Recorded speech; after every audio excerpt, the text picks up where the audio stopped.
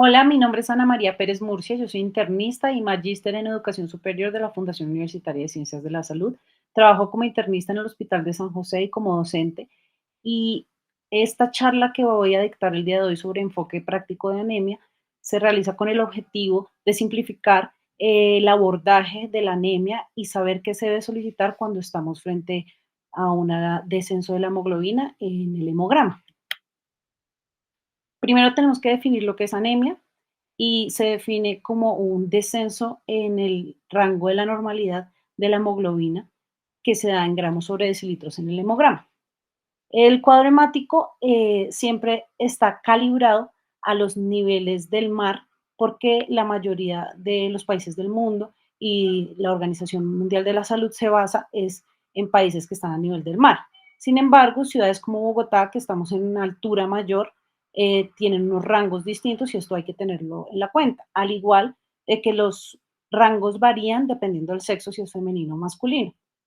Y hay algunas situaciones como el embarazo que incluso puede disminuir los rangos de la hemoglobina y pues de su normalidad y la edad también. Por eso es que las mujeres embarazadas o adultos mayores pueden incluso tener niveles de 11 gramos sobre decilitro y ser normales.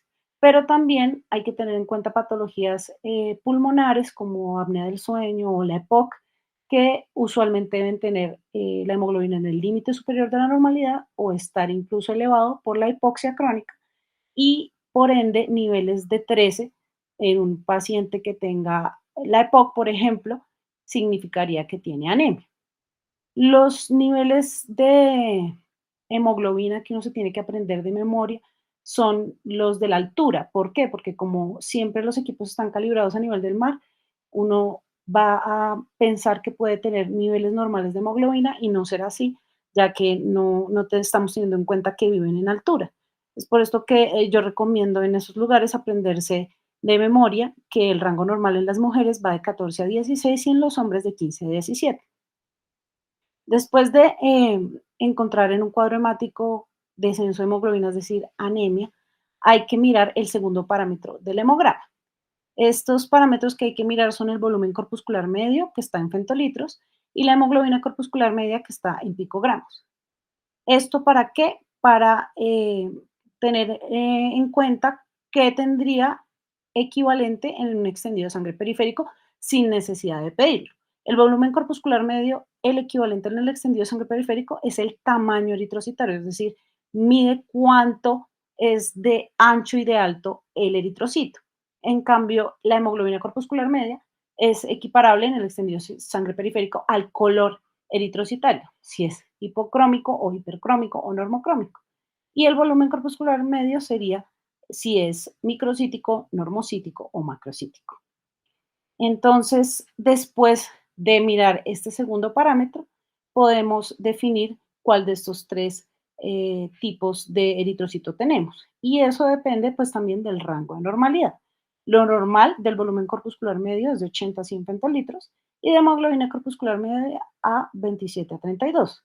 Es por esto que aquí hay una imagen de un eritrocito, digamos que de tamaño normal, normocítico, y de color normal, normocrómico. Pero si es menor a 80 o 27, pues será pequeño o pálido, y si es mayor a 100 o 32, será grande o demasiado rojo. El tercer parámetro que tenemos que mirar es el ancho de distribución eritrocitario o de sus siglas en inglés RDW, que se da en porcentaje. Este parámetro del cuadro hemático es equivalente al extendido de sangre periférico a la anisocitosis. Y la anisocitosis es la diferencia entre tamaños de los eritrocitos en el extendido de sangre periférico. Lo normal del ancho de distribución eritrocitario es que sea menor de 15 y mayor de 15 quiere decir que los eritrocitos, por ejemplo, si son normocíticos y normocrómicos y salen heterogéneos, es que la mayoría de eritrocitos son de tamaño y color normal, pero la minoría pueden ser chiquitos o grandes, ya que hay una anisocitosis, es decir, una diferencia en el tamaño de los eritrocitos encontrados. En cambio, si es homogénea, menor a 15, pues todos los eritrocitos son del color y tamaño normal. Cuando el volumen corpuscular o la hemoglobina corpuscular media están disminuidos, y el ancho de distribución es menor a 15, quiere decir que todos están chiquiticos. Entonces, probablemente la causa de la anemia sea o en el eritrocito o en la médula ósea, porque todos están naciendo chiquitos. En cambio, si tenemos una anemia microcítica hipocrómica con una ancho de distribución eritrocitario que sugiere heterogeneidad, quiere decir que la mayoría son chiquitos, pero hay algunos que son normales. Y esto sugiere que el origen de la anemia es por déficit de alguna sustancia, usualmente déficit de hierro o de ácido fólico o de vitamina B12. Cuando hay heterogeneidad, el problema es, por así decirlo, una desnutrición. Unos están desnutridos y otros están bien nutridos. Y cuando tenemos una anemia opuesta, macrocítica hipercrómica, también debemos ver si es homogénea o heterogénea. Si es homogénea, todos están saliendo grandes o todos si nacen grandes o con mucho color. Y los heterogéneos quieren decir que la mayoría están grandes o con mucho color, pero hay algunos chiquitos o algunos normales y eso también debe ser algún tipo de malnutrición, es decir, la mayoría son obesos, pero hay algunos que nacen normales. Ahora vamos a enfocarnos en cada uno de estos tres tipos de anemia para evaluar qué etiología pueden tener según los exámenes que se piden después de este primer hemograma. Entonces, al tener una microcítica hipocrómica que sea homogénea, uno debe pensar que el problema está o en alguna enzimopatía, como en la talasemia, o en la alteración del grupo hemo, como en la anemia sideroblástica. Esto va a hacer que cuando se pida el perfil de ferrocinética, que es la causa más frecuente de anemia hipocrómica, usualmente tenga un resultado anómalo, es decir, que el hierro y la ferritina estén aumentadas, que no cuadraría con déficit de hierro, y la unión, la capacidad de unión a la transferrina y la saturación de transferrina sean normales, aunque se han visto que algunas microcíticas hipocrómicas homogéneas puede ser el inicio de una anemia carencial que todavía no se marca en el automatizado del cuadro hemático. Pero si es heterogénea, la probabilidad de que sea carencial es mucho más alta y la más frecuente, pues como ya lo dije, es la deficiencia de hierro. Y al pedir el perfil de ferrocinética, el hierro, la saturación transferrina y la ferritina van a estar disminuidos y la capacidad de unión a la transferrina va a estar aumentada. A diferencia de la anemia por inflamación crónica, en donde no hay un déficit de hierro per se, pero por enfermedades crónicas inflamatorias como por ejemplo una artritis reumatoidea o incluso una falla cardíaca, se altera el metabolismo del hierro, en especial de la hepcidina, y la absorción del hierro no es adecuada. Es por eso que el hierro, la saturación de transferrina y la unión, la capacidad de unión a la transferrina pueden estar normales o bajas, pero la ferritina como marcador de inflamación va a estar aumentada. Y hay algunas anemias que son infrecuentes, que pueden causar microcíticas e hipocrómicas heterogéneas, y se tienen que tener en cuenta cuando no hay una causa clara carencial de la misma. Entonces, una de estas es el hipertiroidismo, que la función tiroidea tiene muchos mecanismos por los cuales puede generar anemia, pero digamos que el más común es que el hipertiroidismo tiene T3 y T4 aumentadas. Es por eso que por el feedback negativo la TSH va a estar disminuida. Al estar disminuida la TSH, esta funciona como una hormona estimuladora de la eritropoyesis y si está disminuida, pues la eritropoyesis va a estar disminuida y va a haber una anemia microcítica hipocrómica. En el hipogonadismo ocurre algo similar, pero ya desde la hipófisis, pues como hay un déficit de las hormonas estimuladoras de la eritropoyesis, también va a haber anemia. Y por la toxicidad, digamos que intrínseca del plomo, también puede haber anemia microcítica hipocrómica heterogénea, pero es inusual. Ahora, el otro lado, que son las anemias macrocíticas hipercrómicas, pues también debemos enfocar si son homogéneas o heterogéneas. Si son homogéneas, que ya dijimos lo más probable es que la causa esté en la médula ósea o en el eritrocito como tal, todas son arregenerativas. ¿Por qué? Porque la médula no está produciendo la cantidad de eritrocitos o reticulocitos, que son los eritrocitos inmaduros, para suplir el déficit de hemoglobina. Entonces, aquí, para usted poder sacar los reticulocitos adecuados, hay que sacar una división, un índice. de producción de reticulocitos porque hay que corregirlo dependiendo del hematocrito de cada paciente. Ustedes pueden buscar estas fórmulas en internet, hay calculadoras incluso, pero lo importante es que si el índice de producción de reticulocitos de la médula ósea está menor a 2, quiere decir que no hay suficiente regeneración ósea y probablemente digamos que la causa de la anemia esté en la médula ósea. ¿Cuáles causas pueden ser? Pueden ser aplasia medular, puede ser enfermedades mieloproliferativas, mielofibrosis o leucemias que por la producción excesiva de una célula dentro de la médula ósea hace que las otras líneas celulares no se produzcan adecuadamente y puede haber anemia. Y hay medicamentos que generan quimioterapia, que generan daño medular, como la quimioterapia, la hidroxiburia, la acidobudina, y eso también generará anemia por falta de producción. Cuando nos vamos al otro lado, en donde la anemia macrocítica hipercrónica es heterogénea, pues la más frecuente, al igual que en el otro caso, son las carenciales por déficit de vitamina B12 o déficit de ácido fólico. Es mucho menos frecuente que haya específicamente una alteración en el ácido metilmalónico o en la homocisteína, porque su metabolismo puede estar involucrado en el metabolismo del ácido fólico, pero estos son casos muy raros. En general, las personas que tienen déficit de vitamina B12 y de ácido fólico son por problemas de nutrición, ya sea porque tenga una alteración del estado de conciencia que no le permita consumir o una enfermedad como anorexia, bulimia o alguna enfermedad que hace que no consuman suficiente proteína animal, que es donde está la vitamina B12. Incluso los vegetarianos es de los más frecuentes, o veganos en realidad, que pueden tener esta causa de anemia macrocítica.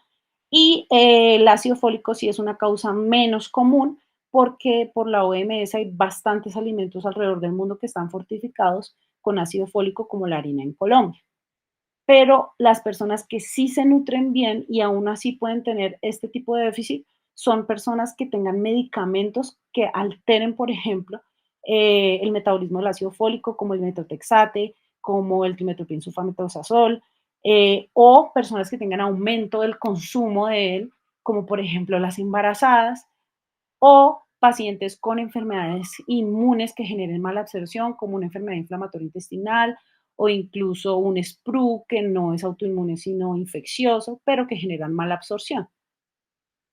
Entonces, esto es lo que hay que tener en cuenta porque sobre todo en nuestra economía puede que haya desnutrición sin ni siquiera haber enfermedad, sino solo por disminución de los recursos económicos. Y las infrecuentes, pero que también hay que tener en la cuenta, son las hepatopatías.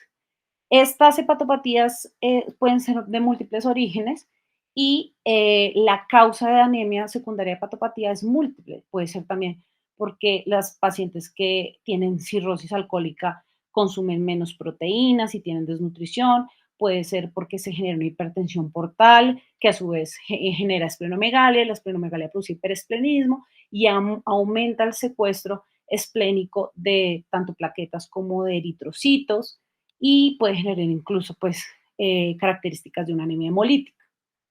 Pero también hay otra causa y es que el hígado no produce suficientes proteínas para la eritropoyesis y puede generar también anemia en ese caso.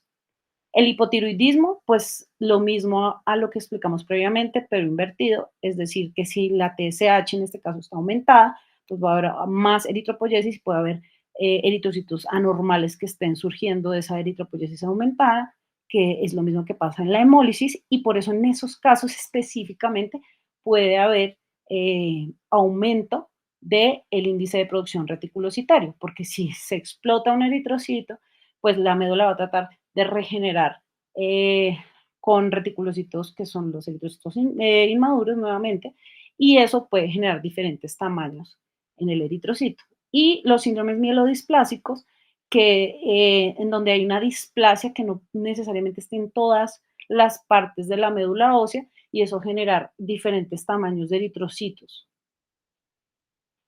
La más difícil de abordar es la anemia normocítica normocrómica, en donde hay que mirar también si es homogénea o heterogénea, pero como ya lo vimos, pueden tener las mismas causas que las anteriores. Entonces puede haber muchas más etiologías de la anemia y hay que saberlo abordar. y como en todos los casos, incluso si es homogénea, puede ser el inicio de una anemia carencial, que es lo más frecuente. Sin embargo, usualmente las homogéneas hay que descartarle más cosas. Las homogéneas hay que descartar que no haya una falla renal en donde el déficit de eritropoyetina afecta la producción eritrocitaria. Eh, Hay que descartar alteraciones de la médula ósea donde hay infiltración, ya sea infecciosa como en una tuberculosis, ya sea una metástasis de otros órganos o un mieloma múltiple que también se verá con hipercalcemia y otras cosas que no vamos a hablar en esta charla, y la leucemia, que sería el mismo mecanismo que hablamos previamente. La hemorragia aguda severa usualmente es muy fácil de diagnosticar porque es visible, a no ser que haya una hemorragia, digamos que interna y no se sepa la causa y de uno también tenemos que descartar que no haya sangrado en el paciente. Y cuando es heterogénea, pues primero las carenciales, como siempre, la inflamación crónica, la intoxicación, el síndrome mielodisplásico, alteraciones tiroideas o hepáticas y la hemólisis, como pueden ver, son los mismos de los otros. En este caso, la mayoría tiene un índice de producción reticulocitario disminuido.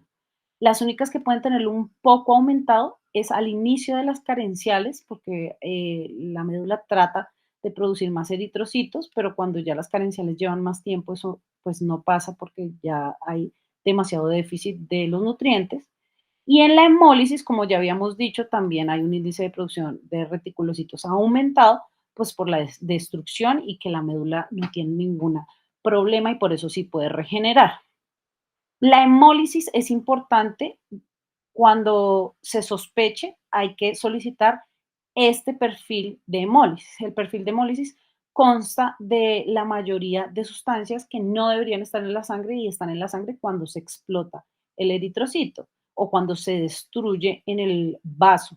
Entonces, estos son la lactato deshidrogenasa, la bilirrubina indirecta, el urobilinógeno en orina, que va a estar aumentado por aumento consecutivo de la bilirrubina directa después de haber exceso de indirecta, la hemosiderina, que es la única, eh, digamos que sustancia que va a sugerir que la hemólisis sea intravascular, y el extendido de sangre periférico que puede mostrar diferentes anomalías corpusculares del eritrocito, anemia celular falciforme, esferocitosis, etc. Entonces, todo esto va a salir positivo o aumentado porque es lo que no debería estar en exceso en la sangre por la destrucción de eritrocitos. Y la aptoglobina, que es la proteína que se une a la hemoglobina libre, pues va a estar consumida porque va a haber exceso de hemoglobina libre y por ende va a salir disminuida. Después de tener un perfil de hemólisis que sí lo sugiera, se solicita un COMS directo. Esto es importante porque mucha gente pide este paraclínico sin necesidad. Siempre hay que tener previo este perfil de hemólisis sugestivo realmente para decidir pedir un COMS directo. Porque como el COMS directo mira autoinmunidad, puede que el paciente tenga anticuerpos más no hemólisis y sesgar, digamos que el abordaje del paciente. Entonces, un COMS directo negativo quiere decir que la anemia hemolítica no es inmunológica y hay que mirar el extendido de sangre periférico. Si hay esquistocitos, que son los eritrocitos explotados, quiere decir que hay una anemia hemolítica microangiopática, es decir, es intravascular, la destrucción del eritrocito es mientras va pasando por el vaso sanguíneo.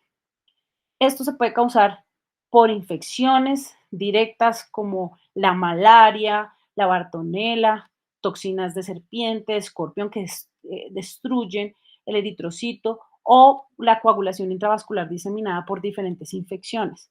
Pero también puede ocurrir menos frecuentemente una microangiopatía trombótica, el MAT, que ocurre solo en algunas infecciones, algunas toxinas que activan el complemento y destruyen el eritrocito, más no que se destruye el eritrocito por la toxina o la proliferación del microorganismo de la célula, como previamente lo había explicado, o la coagulación intravascular diseminada, En este caso, se activa el sistema inmune, el complemento, también genera aumento de la cascada de la coagulación, se hacen trombos y cuando el eritrocito pasa por el vaso sanguíneo se explota. Eso usualmente es lo que llamaban el síndrome hemolítico urémico, que la E. coli enterotoxigénica, algunos estreptococos neumonía lo podían producir, pero también hay un síndrome hemolítico urémico atípico que no requiere de infección, sino simplemente es gente que nace con ausencia de los reguladores del complemento y cuando este se activa no hay nadie que lo regule. O también la púrpura trombocitopénica trombótica, en donde hay una alteración en los factores de coagulación y se generan muchos más trombos intravasculares que destruyen el eritrocito al pasar. También puede ser mecánico, con válvulas cardíacas, con la marcha excesiva, con diálisis que se destruye el eritrocito, o cuando hay crisis hipertensivas, ya sea en personas que tienen una vasculitis o una esclerosis sistémica que generen aterosclerosis excesiva, o en personas con hipertensión sin primaria, pero que hacen una crisis hipertensiva y destruyen los eritrocitos, o en la eclampsia, en el embarazo, esto puede ocurrir. También con las transfusiones agudas puede haber destrucción del eritrocito cuando hay infusiones de solución salina hipertónica, lo pueden destruir. Y también el déficit de vitamina B12 puede generar hemólisis y esto es importante porque sería la causa más frecuente de hemólisis. Otra cosa que hay que mirar, pues, en el extendido de sangre periférico es el eritrocito como tal. Si hay alguna alteración, como una esferocitosis, etcétera, eso explicaría la anemia hemolítica y en este caso sería extravascular, o sea, que se destruiría en el vaso. Si el CUMS directo, en cambio, sale positivo, hay que pedir un CUMS fraccionado para saber si los anticuerpos que están marcando el eritrocito y llevándoselo al vaso para destruirlo son calientes o son fríos. Los más frecuentes son los calientes y es en enfermedades autoinmunes sistémicas cuando más se ven, como el lupus y la artritis reumatoidea, pero también hay anticuerpos generados por linfomas y leucemias que pueden tener el mismo mecanismo, medicamentos como el ácido valproico que también pueden generar anticuerpos que marquen el eritrocito y lo lleven al vaso a su destrucción, transfusiones de sangre crónicas pueden generar anticuerpos y la incompatibilidad de RH en el embarazo. Los anticuerpos fríos son mucho menos frecuentes y estos se ven en enfermedades raras como la de aglutininas frías, hemoglobinuria paroxística al frío o hemoglobinuria paroxística nocturna, incluso virus como el Epstein-Barr o microorganismos como el micoplasma pueden generar estos anticuerpos. Y como ven todos estos, pues llevan el eritrocito marcado al vaso y ahí es su destrucción. Es decir, a diferencia de las otras, la mayoría son, son extravasculares. Y estos dos, la hemoglobinuria paroxística al frío y nocturna, están con un asterisco porque esta tienen dos mecanismos. Esta puede ser extravascular, pero también puede ser intravascular, ya que no solamente su fisiopatología consiste en anticuerpos, sino también de alteraciones en el complemento y por eso también se pueden destruir dentro del vaso sanguíneo. En conclusión, pues esta charla puede evidenciar que la causa más frecuente de anemia es carencial. La etiología usualmente se encuentra cuando uno realiza una historia clínica completa, que no fue lo que nos basamos en esta exposición, pero no se puede dejar de lado nunca la clínica de los pacientes. Hay mínimo 4 parámetros en el cuadro hemático que deben evaluarse de manera sistemática para orientar la solicitud de otros estudios. Y esos otros paraclínicos adicionales también deben realizarse de manera dirigida, teniendo en cuenta el historial de cada paciente, el examen físico y el cuadro hemático. Este es un cuadro que yo realicé de qué paraclínicos se deberían pedir dependiendo de cómo se aborda el hemograma del paciente. Esto es más cuando el hemograma es, digamos que, heterogéneo, porque se sabe que la primera causa casi siempre es carencial. Pero si es homogéneo, a pesar de que la primera causa es carencial, a veces el segundo paso se hace al mismo tiempo con el primero. Entonces, si la anemia es microcítica hipocrómica, lo primero que hay que pedir es un perfil de ferrocinética. Si este no está alterado, ahí sí se pasaría al segundo paso, que es pedir pruebas tiroideas, índice de producción reticulocitario y un extendido de sangre periférico. Y si digamos que en este paso no se encuentra la causa, Ahí sí usted debería pedir otros exámenes, función hepática, renal, calcio, perfil de hemólisis, incluso biopsia de médula ósea más adelante. Si es macrocítico hipercrómico, usted debe pedir es vitamina B12 y ácido fólico. Si en ese paso no encontró la causa, podría seguir al siguiente, que es pedir función tiroidea, índice de producción reticulocitario, extendido de sangre periférico.